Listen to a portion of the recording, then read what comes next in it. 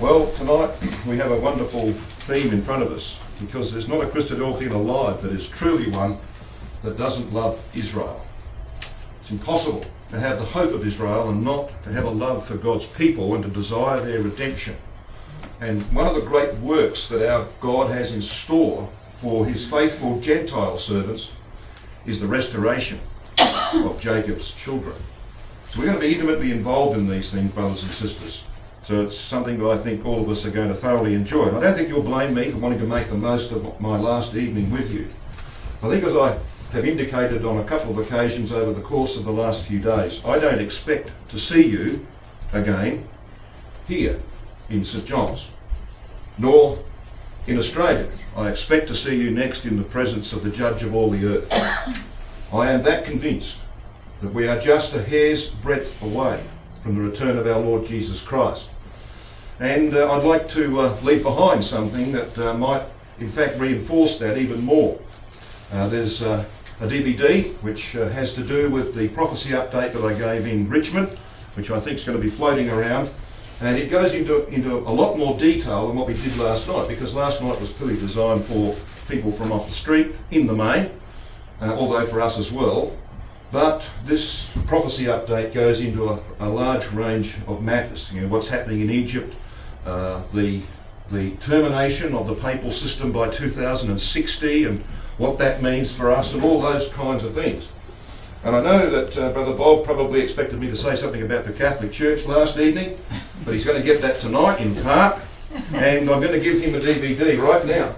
Because on that one, Brother Bob, there is an address that I've given a couple of times on this tour called The Apocalypse in the Times of Ahab and Jezebel. And it's just absolutely amazing what is there, and how it lays the foundations for the apocalypse and the structure of portions of the apocalypse. So some of you might want to grab that from Brother Bob eventually as well and have a look. No way. I'm also going to leave a DVD on how to study the Bible. I gave a session at Book Road for the brethren and young men on how to study the Bible, and I've heard some recently kind comments about that, so that'll be floating around as well. And we will, of course, leave you some DVDs on the studies we did over the weekend. So let us then have a look at Jeremiah's dream. Now, did you notice at the end of Jeremiah 30 that we read these words? Behold, the whirlwind of Yahweh goeth forth with fury, a continuing whirlwind. So here talking about Armageddon. It shall fall with pain upon the head of the wicked. The fierce anger of Yahweh shall not return until he have done it, until he have performed the intents of his heart. In the latter days, so we know the time, in the latter days, ye shall consider it. But this is not the first time that you read those particular words here in the prophecy of Jeremiah.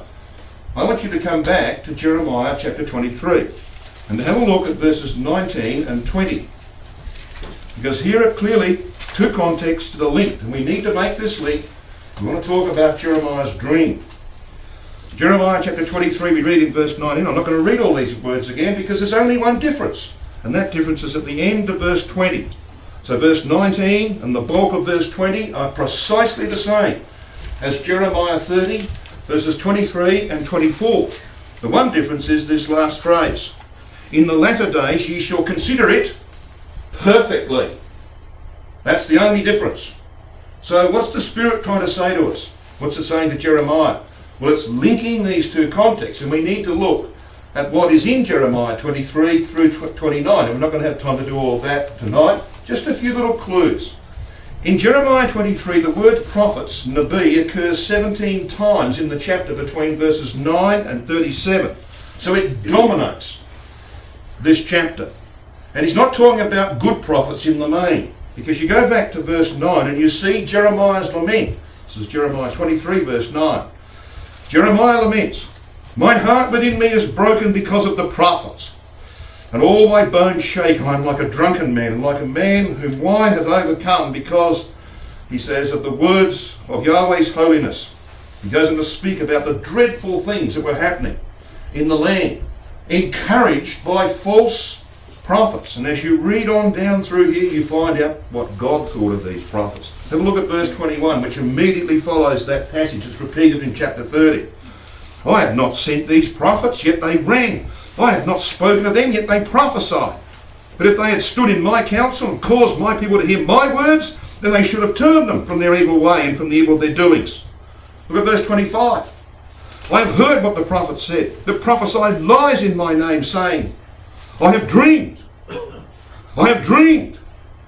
How long shall this be in the heart of the prophets that prophesy lies? Yea, the prophets of the deceit of their own heart, which think to cause my people to forget my name by their dreams. So here we have a context in which Yahweh is talking about prophets who had destructive dreams. They were saying, oh, I've dreamed. I've had a dream from God, and I want to pass it on to you. And they were passing this on. And there were a multitude of them. And here is Jeremiah, lonely Jeremiah, who is delivering the words of Yahweh, and he's besieged by a multitude of false prophets. He's overwhelmed by them. So this is the background to Jeremiah's dream in Jeremiah 30 and 31. And so, brothers and sisters, as you read on, let's come down to verse 28 of Jeremiah 23. The prophet that hath a dream, let him tell a dream. And he that hath my word, let him speak my word faithfully. What is the chaff to the wheat, saith Yahweh? So here are these dreamers, dreaming away. And the word dream, of course, occurs here quite a number of times. And the last challenge is, what is the chaff to the wheat? Well, there is no comparison, is there, between chaff and wheat? Because, of course, in those days, when you threshed out the wheat from the head of the stalk, you would throw it in the air and the wind would blow the chaff away. But because the wheat was heavier, it had substance, it would fall to the ground. There was no comparison between chaff and wheat. And how do you tell that something's false? Well, you examine it against the Word of God, don't you? And you know if it has substance or not. If it doesn't have substance, well then, don't listen to it. But unfortunately, too many did in this time. It goes on to say in verse 32 of Jeremiah 23, Behold, I am against them that prophesy false dreams. It's the sixth occurrence of the word dreams, saith Yahweh, and do tell them, and cause my people to err by their lies and by their likeness. Yet I sent them not, nor commanded them. Now come along to Jeremiah 29, because this is where this culminates. We're going to pick it up from Jeremiah 29 verse 8. For thus saith Yahweh of hosts, the God of Israel, let not your prophets and your diviners that be in the midst of you deceive you, neither hearken to your dreams, which ye cause to be dreamed, for they prophesy falsely unto you in my name. And I have not sent them, saith Yahweh. So who was the predominant dreamer in Israel? Well, his name was Shemaiah, and we meet him in verse 24 of this 29th chapter. We read about him this way. Thus shalt thou also speak to Shemaiah. Now his name means Yah is heard. It's a misnomer. God wasn't hearing this man, but there were many of God's people who were, and who were being deceived by him. He wrote a letter. Read verse 25. Thus speaketh Yahweh of hosts, the God of Israel, saying, Because thou hast sent letters in thy name unto all the people that are at Jerusalem, and to Zephaniah the son of Maaseiah the priest, and to all the priests, saying, if you haven't got some sort of markings in your Bible which sort of bracket verses 26 to 28 inclusive, then you're probably going to be confused when you read this chapter, because this is actually the content of Shemaiah's letter to Zephaniah, the priest at the time in Jerusalem. Now, Shemaiah was a captive in Babylon. He'd been sent away. And of course, Jeremiah's message was being sent to his people. In fact, in this very chapter, Jeremiah 29, the message went to them that they were to build houses, etc., because they were going to be there for 70 years. And Shemaiah said, not on your life. We are not going to be here for 70 years. And so he's writing a letter back to the priest in Jerusalem saying, why don't you deal with this Jeremiah? See what he says here in verse 27 of chapter 29. Now therefore, why hast thou not reproved Jeremiah of Anathoth, which maketh himself a prophet to you? Well, therefore he said unto us in Babylon, saying, This captivity is long. Build ye houses and dwell in them, and plant gardens and eat the fruit of them. This really upset Shemaiah. So you get the picture here, brothers and sisters, in a brief moment that we've had to deal with that. Can you just get a picture of what it was like to be Jeremiah? He is overwhelmed. Everybody is against him. The things he's saying from Yahweh are not popular. They go down like a lead balloon to the captives in Babylon. And Shemaiah says, no way. And he writes this letter back saying, you better deal with this Jeremiah. Get rid of him. And he's in fear of his life. Now, who is this Shemaiah? Well, you see in verse 24, he's described as Shemaiah the Nehelamite. And some of you will have the same margin in your Bible as I've got in mine. The dreamer. Literally, it should be rendered, he of the dream. So here is the false dreamer, the principal false dreamer. And he has many companions. So what's God going to do, you think, for Jeremiah, his servant, who was being overwhelmed by false dreamers? Well, he's going to give him a dream. A magnificent dream. And that dream is contained in chapter 30 through to verse 26 of chapter 31. And we're going to have a look at that briefly tonight. So what is the chaff to the wheat? Let's review what we've just said. Shemaiah takes umbrage at Jeremiah's letter from Jerusalem. Jeremiah is confronted by these false prophets supported by the king. Shemaiah dreams of speedy redemption, but Jeremiah is going to dream of Israel's redemption. Shemaiah is going to receive Esau's doom, oblivion. You ever look at the end of chapter 29, verse 32. Therefore thus saith Yahweh, behold, I will punish Shemaiah the dreamer, he of the dream, and his seed. He shall not have a man to dwell among this people, neither shall he behold the good that I will do for my people, saith Yahweh, because he had taught rebellion against Yahweh. So he's going to receive Esau's fate, oblivion, with all of his seed. Jacob, though, is seen by Jeremiah being released from Esau's yoke in his dream. Shemaiah is condemned for teaching rebellion. Jeremiah is going to dream and awake with joy and sweetness. So have a look at Jeremiah chapter 31 and verse 26. Because it says this. Jeremiah 31 verse 26. Upon this I awaked and beheld, and my sleep was sweet unto me. So he's been sleeping. Now, how long has he been sleeping? Well, he's had a very sweet dream. Now, not all dreams, of course, are sweet. Sometimes they're nightmares, aren't they? Well, this wasn't a nightmare.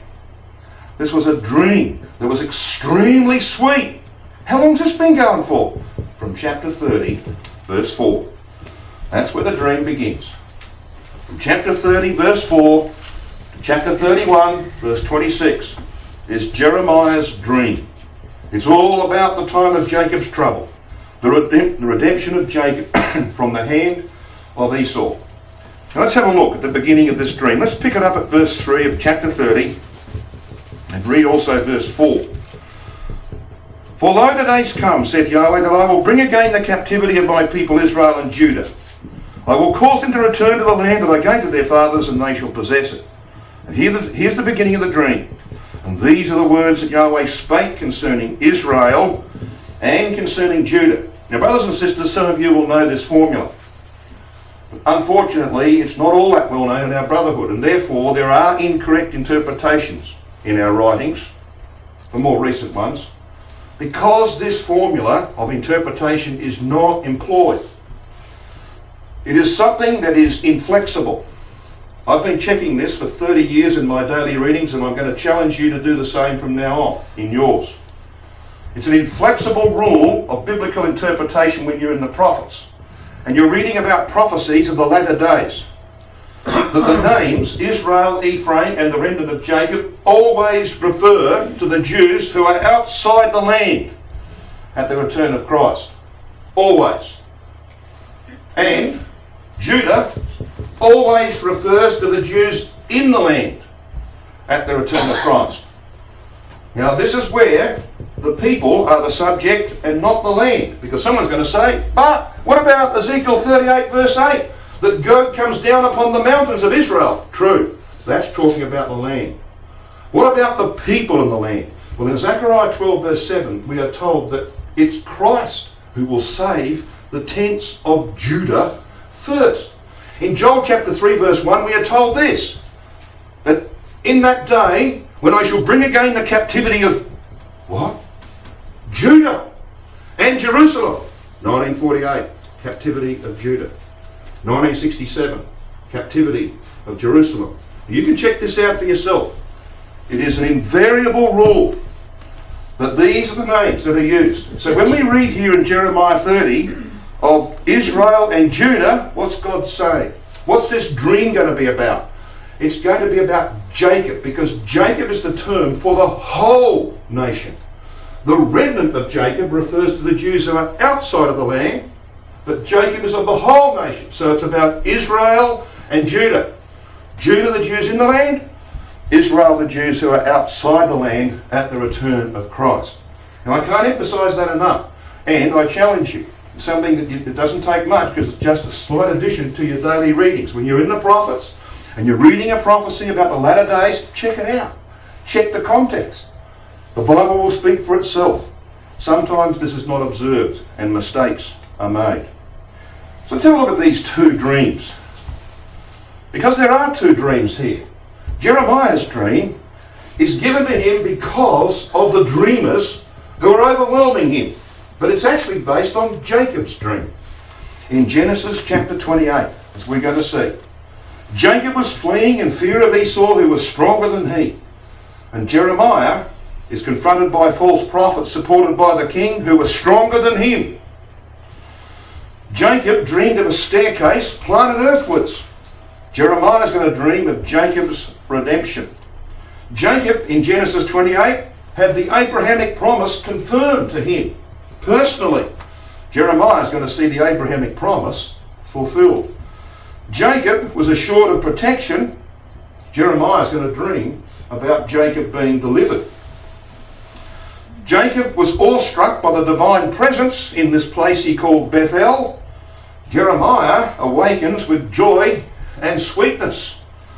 Jacob built a memorial. He set the pillow up as a pillar, remember? Poured oil on it.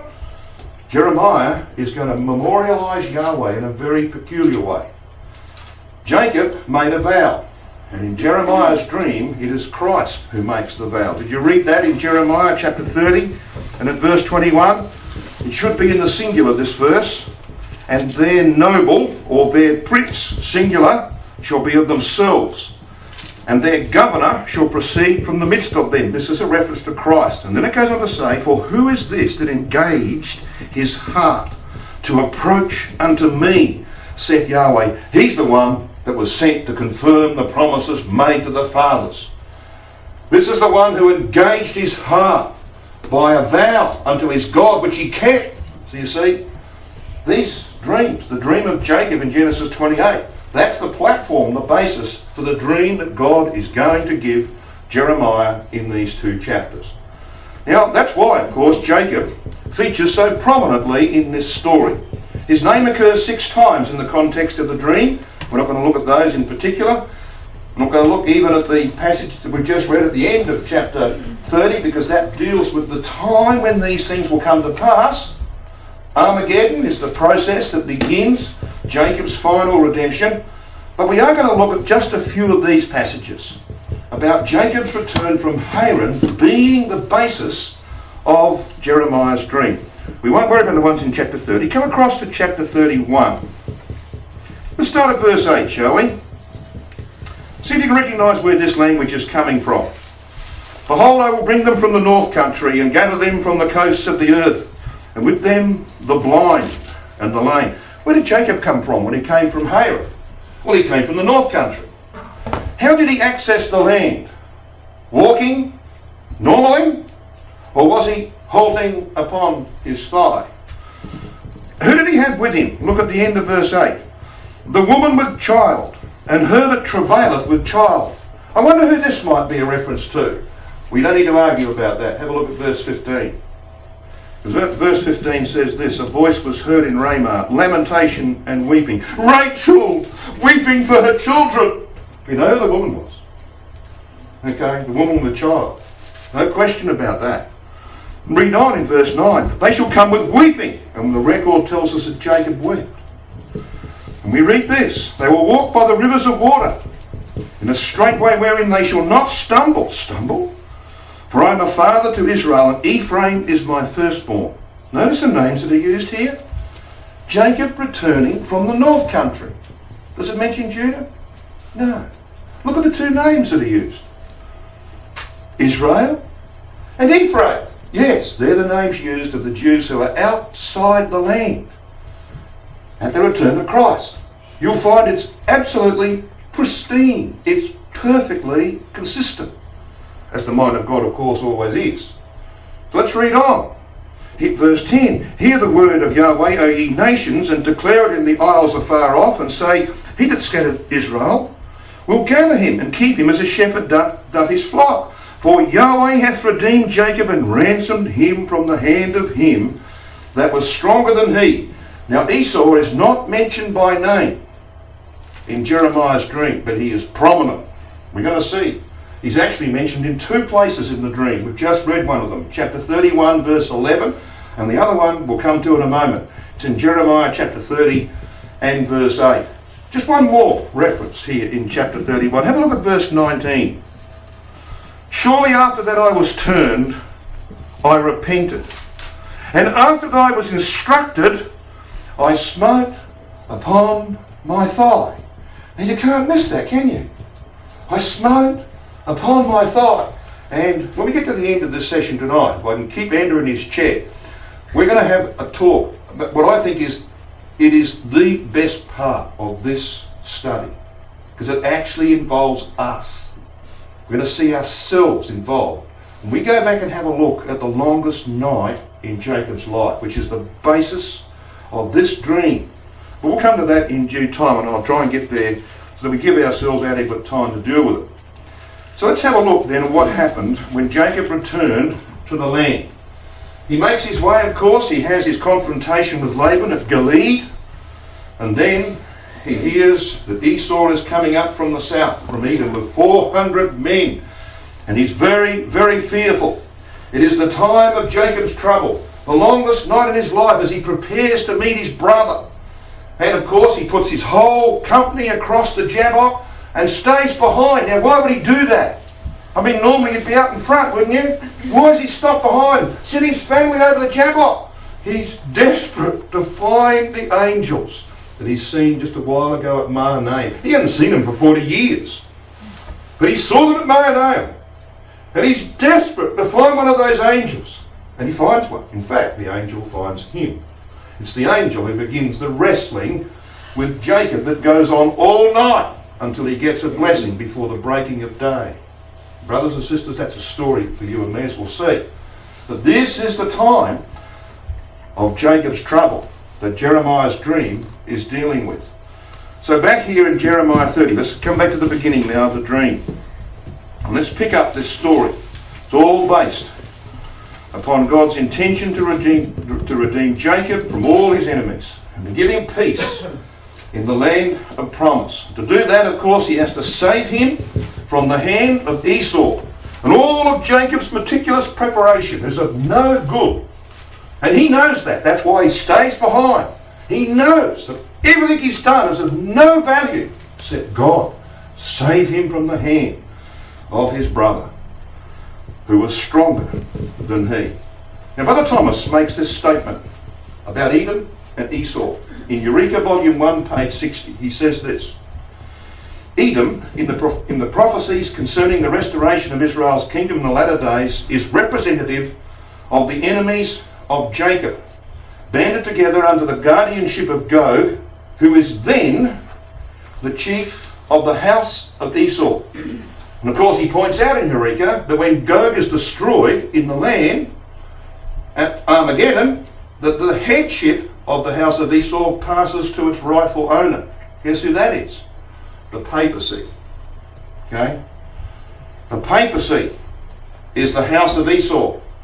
But for a time, Gog assumes the guardianship of that title and leads the great multitude down against the land of Israel. But there's a second phase, as we're going to see in a moment. There's a second phase, and that phase is of course aimed at the destruction of the papacy. And it's intertwined, it's inextricably intertwined with the redemption of Jacob.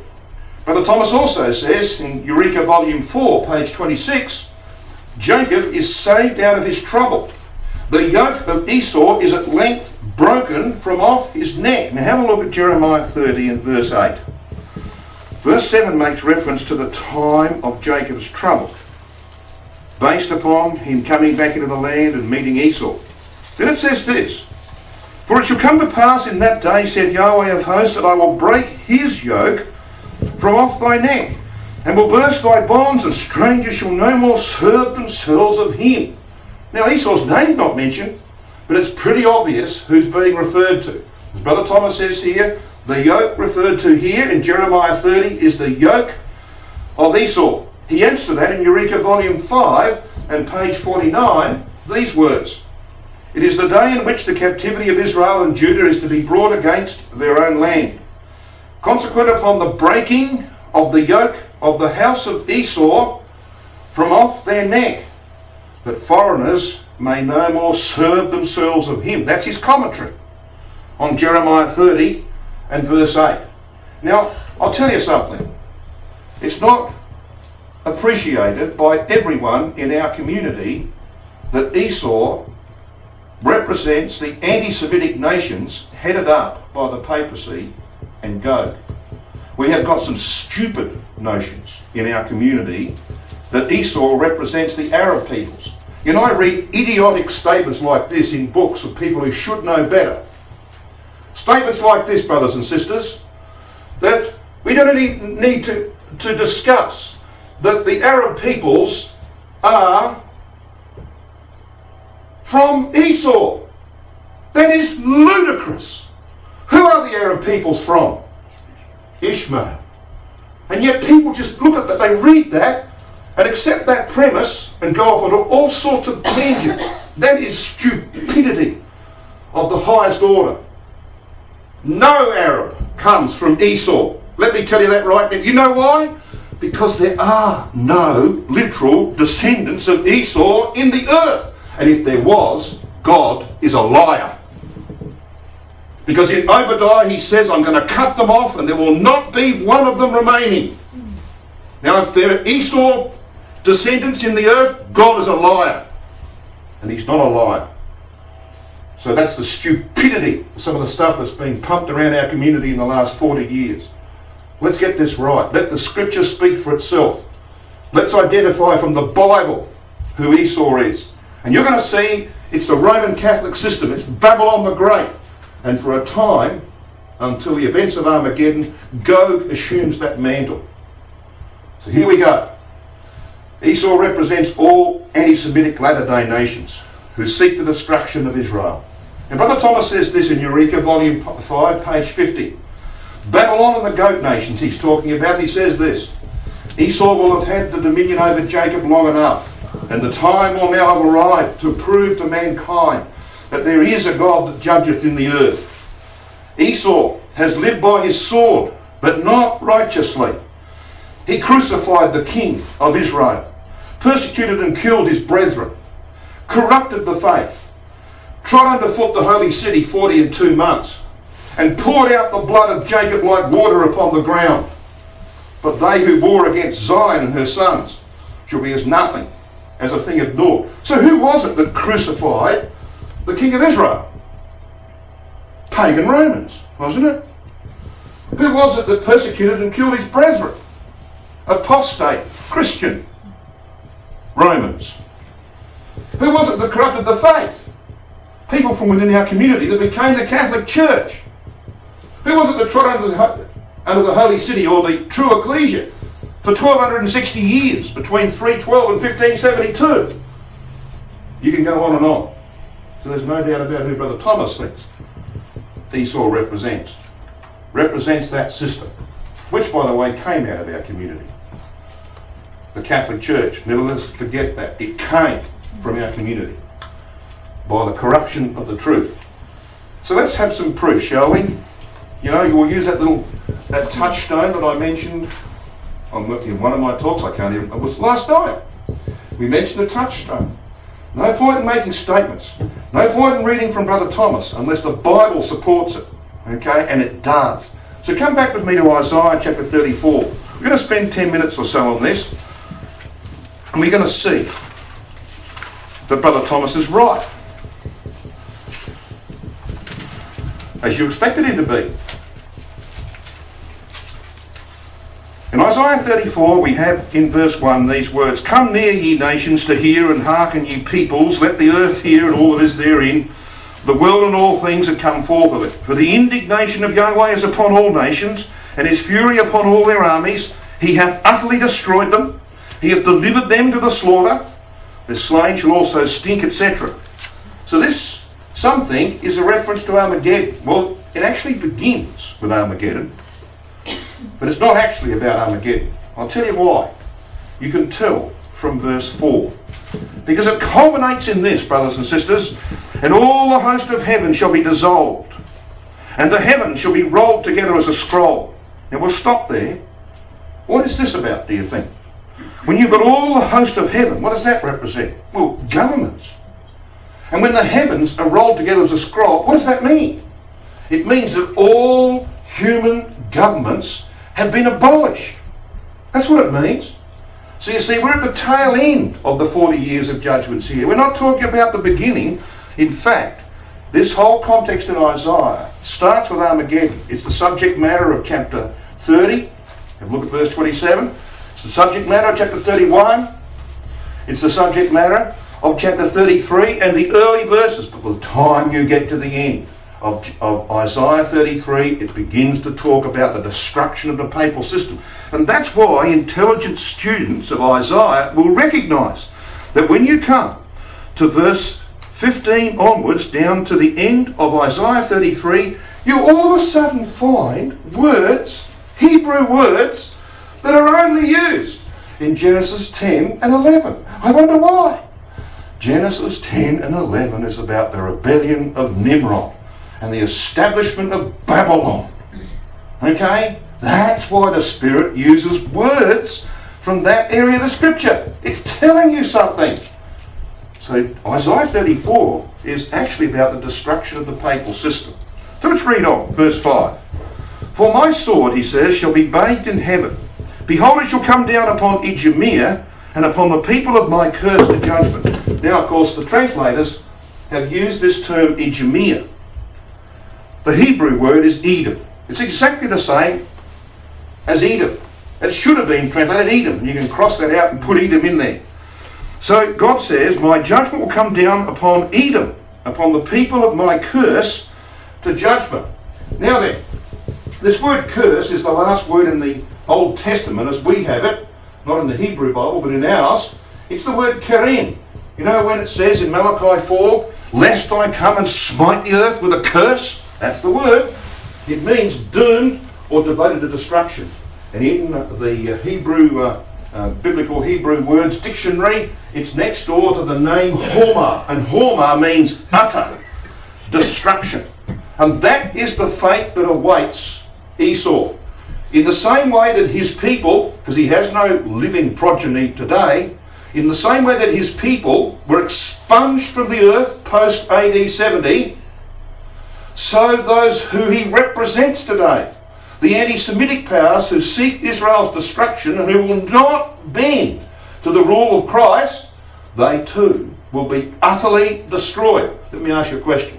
What about the Arab peoples? What's their destiny? Well, if you read Isaiah 60 and Isaiah 21 and other places like that, you find that the Arab peoples will be the next door neighbours of Israel, greatly blessed in the kingdom age, and will bring their sacrifices which you will take up to the top of the altar to be consumed by fire from heaven. So don't tell me that the Arab peoples are Esau, because they're not. And the Bible makes that very, very clear.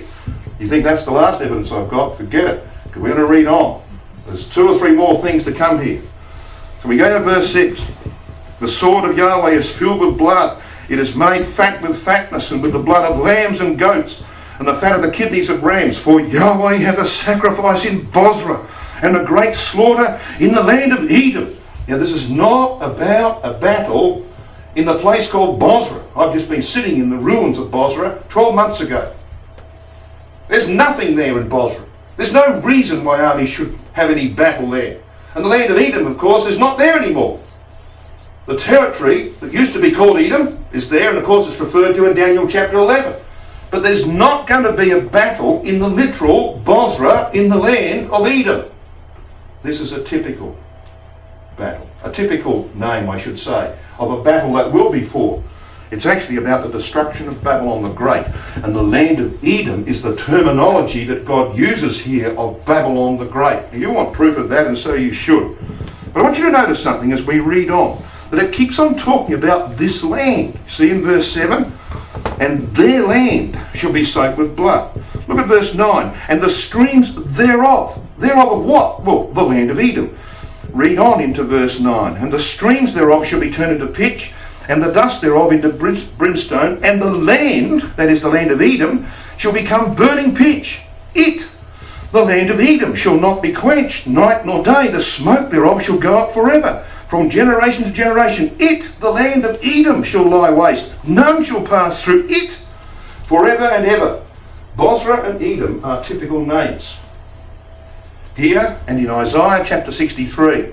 And if you thought, brothers and sisters, that Isaiah 63 is about Armageddon, have another look. Isaiah 63 is actually the roots of Revelation chapter 19. It's about the treading out of the winepress of the wrath of God, and that's why Christ is represented there as having his garments stained with blood. And the reason is given, I've been treading out the winepress of the wrath of God. Okay? So Isaiah 63 is actually the roots of Revelation chapter 19. Now the yoke of Esau that we read of in Jeremiah 30 verse 8 is the long-standing hatred and oppression of the Jews by their enemies over millennia. And at the head of the list of the oppressors of the Jews is the Roman Catholic Church by their own admission. They've owned up to it. They're the one that's killed more Jews than any other organisation in history. So, we know who Esau is, don't we? Edom and Bosra here are typical names. Edom means red and is identified with Adam, the flesh in political and religious manifestation. Bosra can signify fortification, sheepfold or vintage. When you take these two names together in the appellative sense, that is using the meanings of names, they denote the blood of the sheepfold or vintage. And the land of Israel is to be a sheepfold for the slaughter of goat. And thereafter, Europe, the land of Edom, will become a winepress for the destruction of anti-typical Edom. Now for the proof. You might want to just have a hand in Isaiah 34 and another one in Revelation chapter 14. And don't lose Revelation 14, because I want to take you to chapter 18 of Revelation as soon as I finish with chapter 14.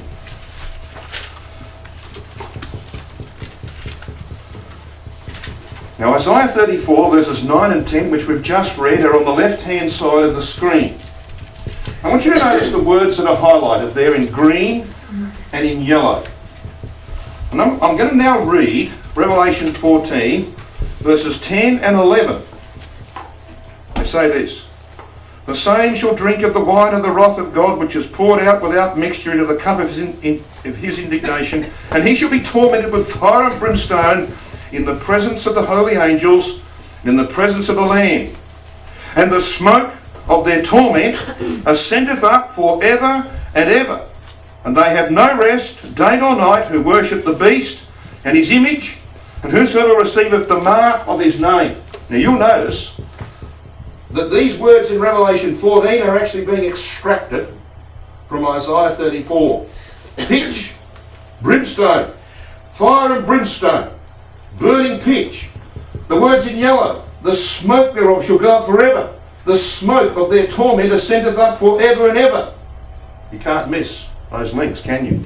So the language of Isaiah 34 is being picked up and used in Revelation 14. What's Revelation 14 all about? Well, verse 8 tells you. And there followed another angel saying, Babylon is fallen, is fallen. This is the beginning of the hour of divine judgment.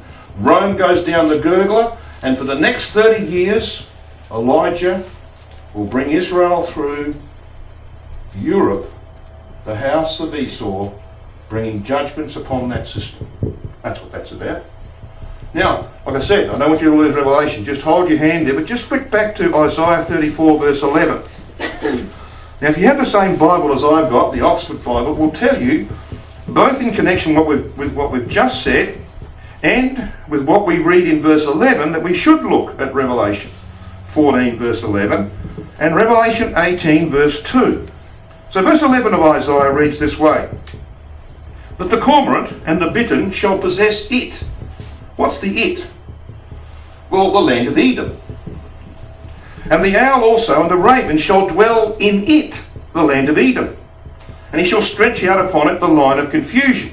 Have a look at Revelation chapter 18, verses 1 and 2. Verse 1 tells us about the work of the mighty rainbowed angel.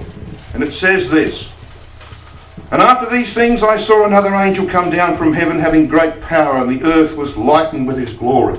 It's Christ and his saints. And verse 2, "And he cried mightily with a strong voice, saying, Babylon the great is fallen, and hath become the habitation of demons, and the hold of every foul spirit, and a cage of every unclean and hateful bird." Well, who are these unclean birds? Well, they're the Gentile nations, the unclean Gentile nations, who will survive the divine judgments. Because if the land of Edom is going to be vacated of all its people because they support the papacy against Christ, who's going to inhabit it? Not the people of Esau. Who? The other nations who submitted to Christ. They will take over the territory of Europe. I mean, it's a beautiful place, isn't it, Europe? Sort of. It'll be much more beautiful in the future. Can't just be left vacant, can it? No, it'll be given to those nations, surrounding nations, who have submitted to Christ, these unclean birds. If you want proof of that, just keep reading in Isaiah 34 and into Isaiah 35. It's palpably obvious who they are. They're the redeemed of Yahweh. Okay? Now, I haven't got time to do that with you. It's a study in its own right. But I think you've got the idea. So there, brothers and sisters, is just one of a number of proofs that we can give you that the house of Esau represents those anti-Semitic powers who will seek the destruction of Israel in the events of Armageddon and beyond. Now, just one final word about this. No, there might be one or two others, but this is one of them. These names, Bozrah, Babylon and Rome, are etymologically linked. Bozrah means sheepfold or fortress, as we've seen. Babylon was in the plain of Dura, wall, rampart or dwelling. In other words, like a fortress. Rome in Hebrew, Rometh, which just happens to have a numerical value of 666, of course is entirely accidental, means fortification. So you see there's a link just in the use of the names. Bozrah was the capital of Edom, just as Babylon the Great or Rome is the capital of all nations who oppose Christ, as we've seen in Revelation 14 and 18. Thus, Edom symbolises all anti-Semitic nations led by the papacy and the Catholic Church in the last days. I think this might be the final word. It comes from Brother C.C. Walker. When writing in the Ministry of the Prophets, page 508, he said this. He quotes Jewish writers to show how they saw in the oppression they suffered from Rome the rule of Esau. They referred to the Roman captivity as the Yuluf Edom, and saw in the miseries they suffered from AD 70 onwards an anti-typical application of the oppressions their forefathers had suffered from ancient Edom. That's sort of like the last thing, isn't it? Just to nail it down. History itself demonstrates what the Jews thought about the Romans. Now let's come and have a look at the deliverance of Jacob. I think we've done enough just to know that the yoke in Jeremiah 30 verse 8 is the yoke of Esau. That this is about the system which will seek the destruction of God's people, both in the land and outside the land. Judah and Israel. Okay? Gog would want to destroy Judah. The papacy will want to destroy Israel or Ephraim and the remnant of Jacob. That's the story. So there are two stages to the deliverance of Jacob. Christ will save the tents of Judah first, immediately after Armageddon, Zechariah 12 to 14. Elijah will lead the second Exodus for 40 years to recover the Jews outside the land. You can see the structure of this. Here is Armageddon. Elijah's work begins just a bit before Armageddon, goes on in the second Exodus for 40 years. But of course, it's Armageddon itself that sees the refining of the third of Judah. Okay? We're pretty familiar with that, aren't we? Well, that's what Jacob's dream is all about. It's about the second Exodus of Israel following the redemption of the Jews in the land. And it's Elijah's mission to bring all the Jews here into the wilderness of the peoples. There's only one wilderness of the people in the Bible, and that, of course, is Europe. And here, he will bring them from all parts, and they will be involved in the 30 years, the hour of judgment, which will come down upon the head of those nations who oppose the rule of Christ, until finally the rebels are purged out, and they will return to the land, be baptized in the Euphrates and the Red Sea, we read in Isaiah chapter 11, and be brought into the bonds of the covenant, we read in Ezekiel chapter 20 and verse 38. Now, Zechariah 9 talks about this. I want you to come to Zechariah 9.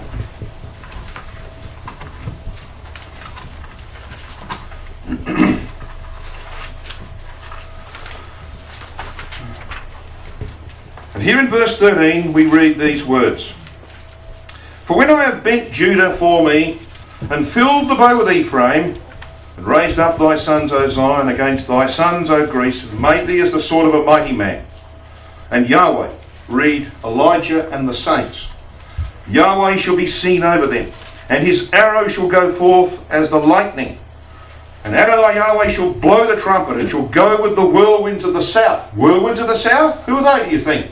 They're the ones who've come from Sinai. They're the ones who have been glorified in the south at Sinai, the saints. And they're going to go out with Elijah, and they're going to bring back scattered Israel, but they're not going to go alone. This is the fascinating thing about Zechariah 9 and the other prophecies that are allied to it. They're going to take out some of the purified Jews from the land to their brethren coming back under Elijah, so they might have motivation to return to the land. And this is what this is all about. Because God says, I'm going to fill the bow of Judah with the arrow of Ephraim. Okay? So you're going to have a bow and arrow. And what do you use a bow and arrow for? Well, to shoot something. To fire an arrow. And if you're fighting a battle, you're going to try and kill the enemy, aren't you? Now, if you've got a bow and no arrow, I guess you could bash them over the head with the bow, but it's not really all that much good to you, is it? If you have an arrow and no bow, well, you could use it as a dart, I guess, but not very effective. You have to have a bow and an arrow. And so both Judah and Israel or Ephraim are involved in this. That's what this is telling us. And it's a beautiful imagery, isn't it? So, who's the bow? Judah. What does the bow do? Well, the bow provides motivation for the arrow, doesn't it? And who's the arrow? Israel is the weapon. They're called Ephraim here in Zechariah 9, and they're called the remnant of Jacob in Micah chapter 5. Okay? So God's going to fill the Judah bow with the arrow of Israel, Ephraim, and the remnant of Jacob. That's the Jews who are outside the land. This is exactly what Jeremiah 3 says, brothers and sisters. Jeremiah 3 verse 18 says this. In those days the house of Judah shall walk with, in fact it should be rendered like Rotherham renders it, the house of Judah shall go unto the house of Israel, and they shall come together out of the land of the north. Land of the north? That means they're outside the land. To the land that I have given for an inheritance unto your fathers. So it's people of Judah, Jews in the land, who have survived the events of Armageddon, who have been purified, who have met their Messiah, have been baptized.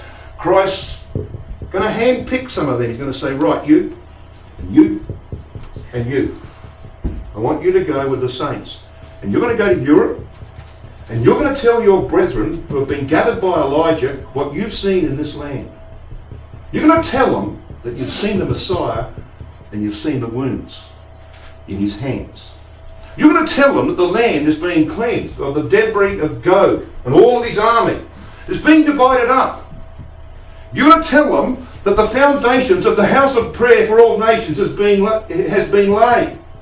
Things like that, see? And what do you reckon that's going to do for the Jews coming back under Elijah?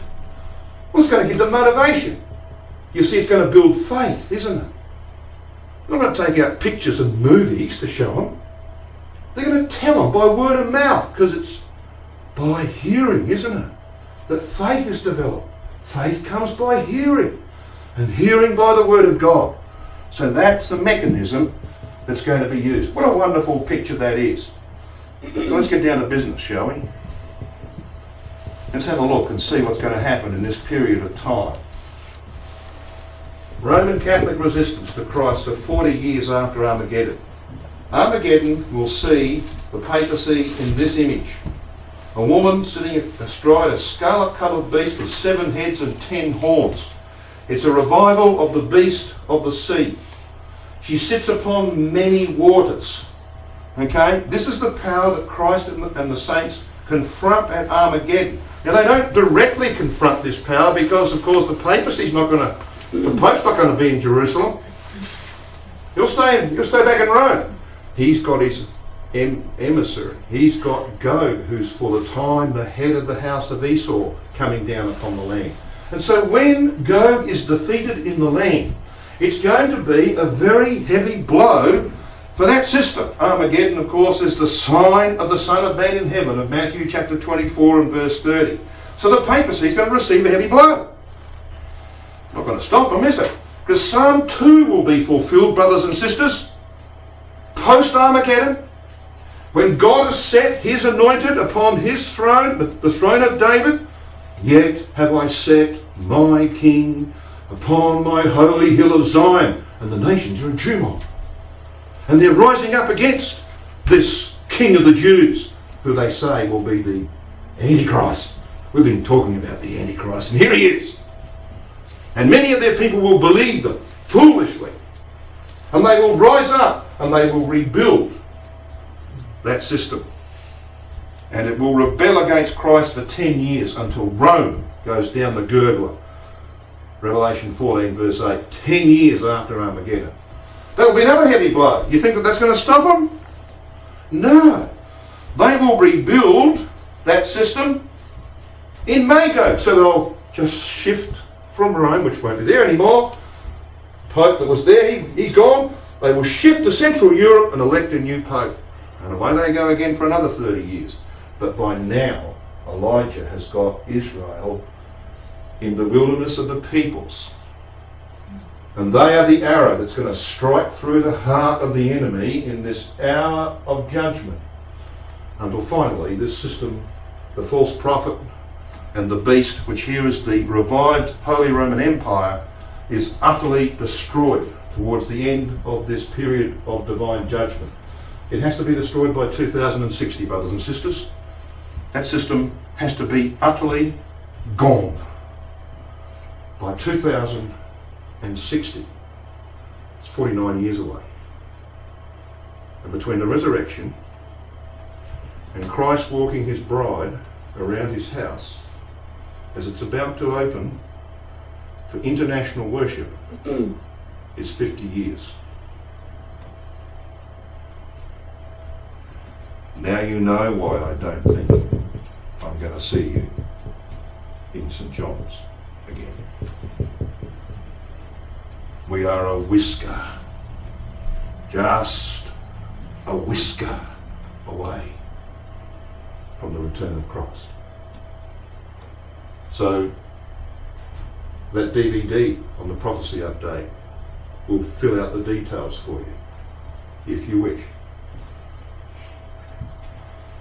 Finally, Christ will have his universal rule over all the earth. And Elijah will complete the second exodus of Israel. And the Jews who come back unto him, a new generation of them, by the way, the older ones perished in the wilderness, just like their fathers, for they lacked faith. A new generation settled in the land amongst their brethren, in the tribes that are specified to them. And all nations will come and submit to Christ, and you will open the temple for worship. Now, this is where I really want to start talking. This is the most important part. of this study. You got another 10 minutes, you reckon? You can stand that? Okay, let's go. Because this is about us. It's about us as well as about Israel.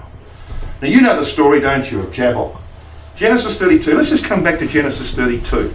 And you're going to see why in a moment we are back here. It's actually part of Jeremiah's dream.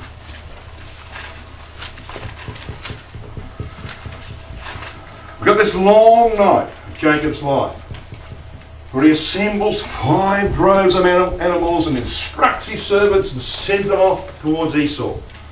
He sends his family over Jabbok and he stays behind. And we read in the record of Genesis 32 verse 24.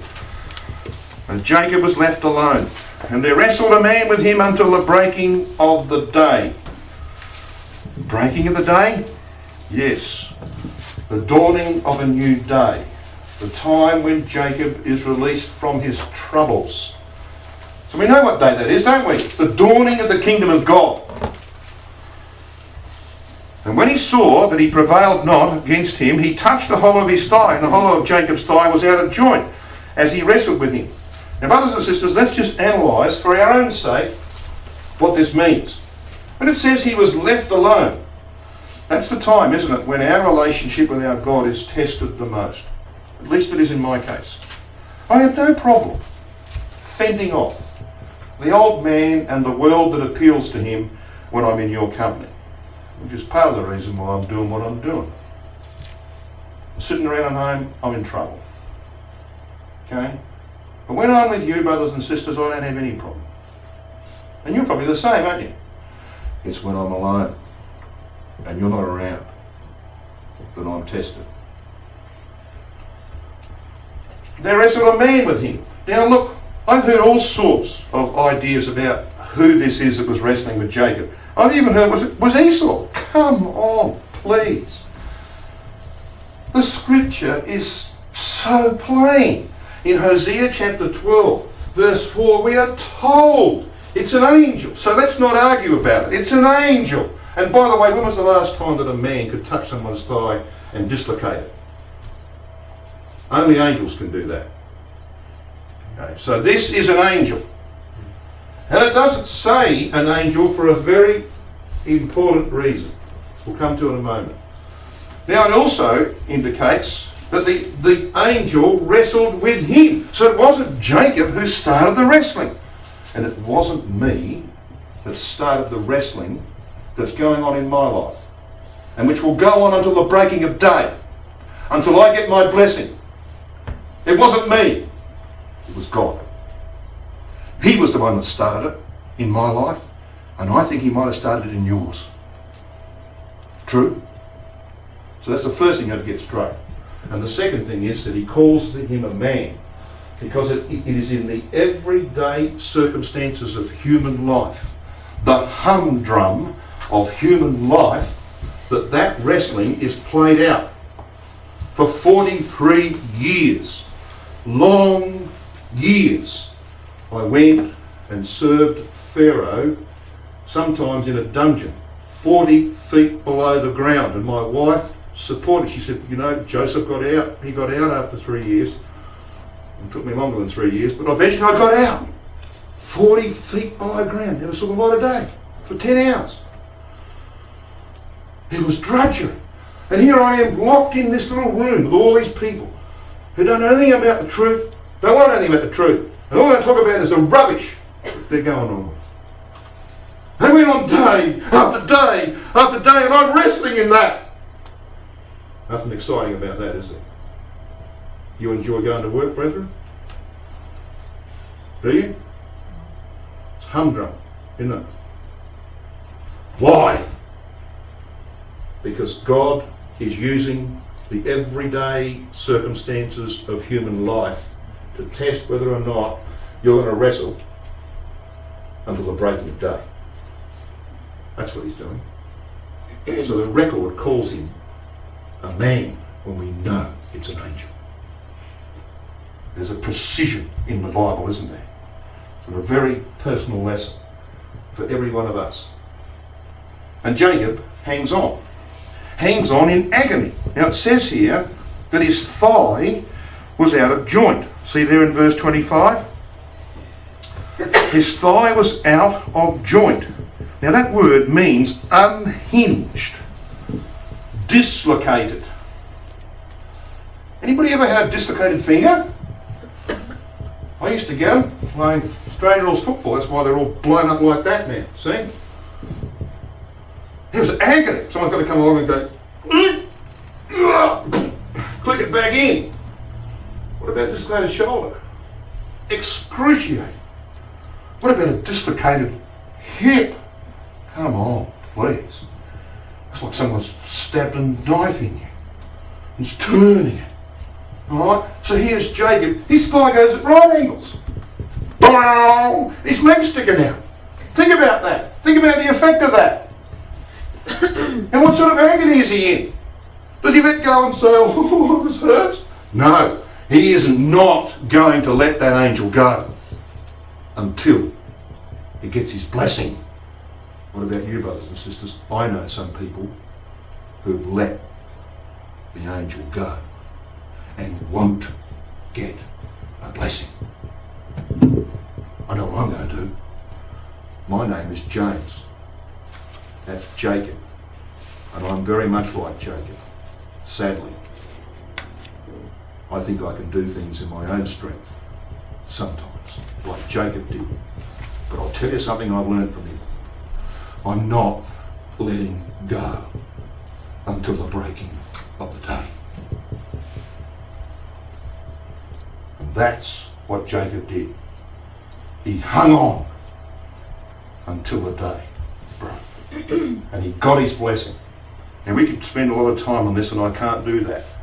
Just refer to one or two things. Look at verse 32. Therefore the children of Israel eat not of the sinew which shrank, which is upon the hollow of the thigh unto this day, because he touched the hollow of Jacob's thigh and the sinew that shrank. Why don't the Jews eat that part that surrounds the ball joint of the hip? Why don't they eat it? Well, because it says they shouldn't eat it. But they've got no idea what that means. You see, the thigh is the strongest part of the human body. So that when you lift weights, they say, don't use your back, use your thighs. It's the strongest part of the body, isn't it? So what does God do? He touches Jacob in the strongest part of his body. He's telling Jacob, don't depend on your own strength. So he hobbles away. He hobbles away from here. He can't hurry. God's got to save him from the hand of him that is stronger than he. That's why the family builders, the Bens, the children of Israel, don't eat that part, because they understand the principle. Don't put trust in the strength of man. That's the lesson that comes from that. And of course we know that Jacob's name is changed to Israel, although God doesn't use it until chapter 35, verse 21. That's another story. But did you notice this? When you read this record, in verse 30 it says this: and Jacob called the name of the place Peniel, for I have seen God face to face, and my life is preserved. Now Peniel means I have seen God. And it's in the first person singular. In other words, this was a lesson for Jacob. He had to learn this lesson. But then you read this in verse 31. And as he passed over Peniel, is this a mistake? We got Peniel in verse 30. We've got Peniel in verse 31. Now, it's not a mistake, brothers and sisters, because the grammar's different. Peniel means they have seen God. It's in the third person plural. So whereas Peniel is a lesson for Jacob, Peniel is a lesson for everyone. Every one of Jacob's descendants, natural or spiritual. We've all got to learn this lesson. And here was Jacob looking the angel in the face. He's staring him in the face like this. And the angel says, I'm changing your name, Jacob. Get a picture of this. He's hanging on to the angel. You couldn't get any closer if you tried. Like this. I'm changing your name, Jacob. Your name is no longer heel catcher. You are a prince. You will prevail with God. And Jacob says, what's your name? He says, mind your own business. Why did he say that? This is not a relationship of equality, Jacob. I could flick you away like that if I wanted to. I'm just letting you hang on. I'm just letting you hang on. And you can hang on to the breaking of day, and I'll give you a blessing. Isn't that terrific, brothers and sisters? It's exactly where we are. And it won't be very long, and that's exactly where Jacob's natural children will be. Now come back with me to Jeremiah chapter 30.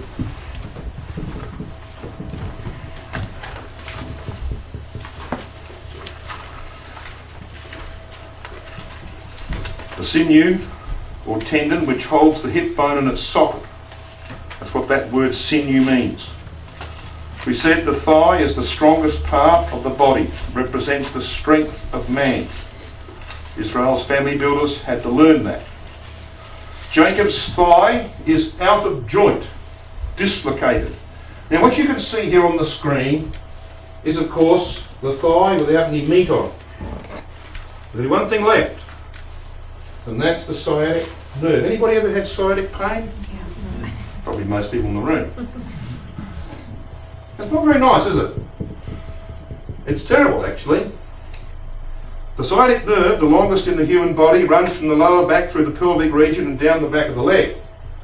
To relieve the pain, sufferers often walk by bending the affected leg at the knee and rotating it outwards. So it's sort of got to take the pressure off the sciatic nerve, which is being pinched. It's being pinched here, see?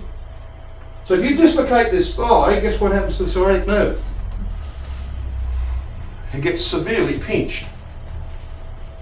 And that's why he halted upon his thigh. Sciatica sometimes occurs during pregnancy when the sciatic nerve is pinched between the head of the fetus and the pelvic wall. Back in Jeremiah 30, let's read verses 5 and 6. Well, thus saith Yahweh, we have heard a voice of trembling, of fear, and not of peace. Ask ye now and see whether a man doth travail with child. Wherefore do I see every man with his hands on his loins, as a woman in travail, and all faces are turned into paleness. Mothers will know the pain of childbirth. And sometimes in childbirth, the head of the fetus will press the sciatic nerve up against the bone. Violent pain. I can see some smiles. I guess it's happened to one or two. Brothers and sisters, in Jeremiah's dream, the prophet sees every man with his hand on his loin, as a woman in travail. Why? Sciatic pain is the closest thing that a man can experience to the pain of childbirth. And every one of Jacob's children has to pass through that. Halt upon their thigh so they don't put any confidence in the strength of man. That's why.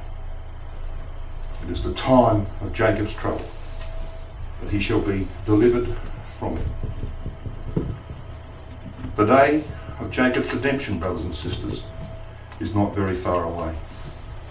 Many people in this room are going to be involved in accomplishing it. I look forward to that very much.